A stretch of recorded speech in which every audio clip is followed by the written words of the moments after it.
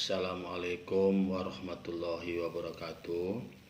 Anak-anak Bapak kelas 10, sekarang Bapak akan memberikan materi pelajaran bidang studi PKN, yaitu lanjutan yang minggu lalu, yaitu lembaga-lembaga negara RI menurut Undang-Undang Dasar Negara RI tahun 1945. Yang mana yang lalu kita membahas tentang lembaga yudikatif, legislatif. Sekarang kita membahas tentang tata kelola pemerintahan yang baik. Mungkin anak Bapak pernah mendengar yang namanya istilah good governance, artinya pemerintahan yang baik. Yang mana kalau kita berbicara pemerintahan, perlu kita bahas dulu apa itu good governance itu. Yang dikatakan good governance itu adalah pelaksanaan politik, ekonomi, dan administrasi dalam mengelola masalah-masalah bangsa.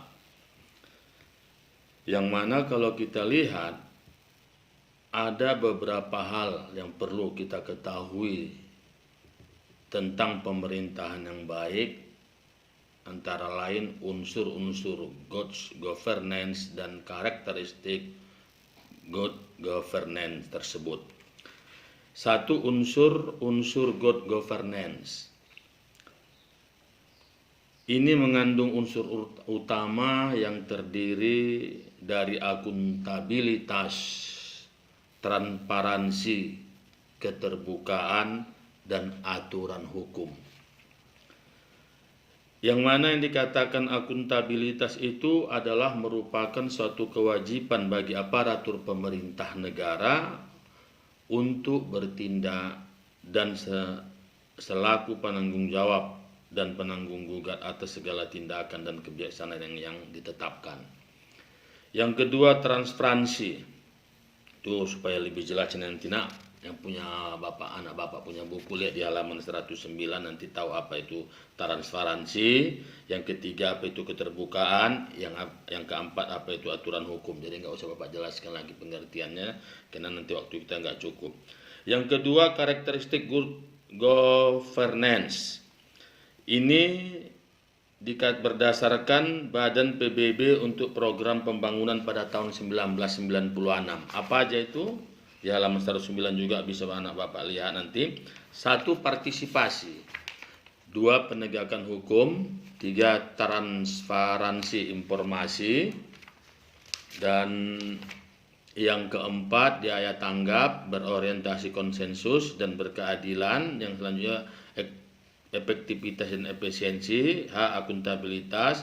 Lagi bervisi strategis, dan terakhir saling keterkaitan. Yang ketiga, azas penyelenggaraan pemerintah Indonesia. Menurut Undang-Undang Nomor 28 Tahun 1999 tentang penyelenggaraan negara yang bersih, bebas dari korupsi, kolusi, dan nepotisme, terdapat azas-azas yang menjadi pedoman. Yang pertama adalah azas kepastian hukum, azas tertib penyelenggaraan negara. Yang ketiga, azas kepentingan umum. Keempat, azas keterbukaan. Yang kelima, azas proporsionalitas. Yang keenam, azas proporsionalitas. Yang terakhir, azas akuntabilitas. Lihat di halaman 110 tersebut keterangannya enak ya, biar lebih jelas. Lalu yang keempat, partisipasi warga negara dalam sistem politik RI. Itu di 112. Di sini kita lihat bagaimana partisipasi kita kalau kita anak sekolah, ya kita harus berada pada lingkungan sekolah. Apa yang harus kita lakukan di lingkungan sekolah? Mematuhi peraturan berlaku, menyelesaikan permasalahan yang menyangkut kepentingan bersama dengan musyawarah dan mufakat, bersikap jujur di lingkungan masyarakat, ikut serta dalam pemilu, meningkatkan budaya bermusyawarah untuk menyelesaikan masalah, memiliki pemikiran kritis terhadap pemerintah tapi yang sifatnya yang baik. Yang ketiga, lingkungan berbangsa dan bernegara, berpartisipasi dalam pemilu, mengembangkan sarana komunikasi, dan terakhir mengkritisi setiap kebijakan publik yang transparansi dalam bertanggung jawab untuk dipertanggungjawabkan. Saya kiranya demikian dulu. Wabillahi taufiq wal hidayah. Assalamualaikum warahmatullahi wabarakatuh.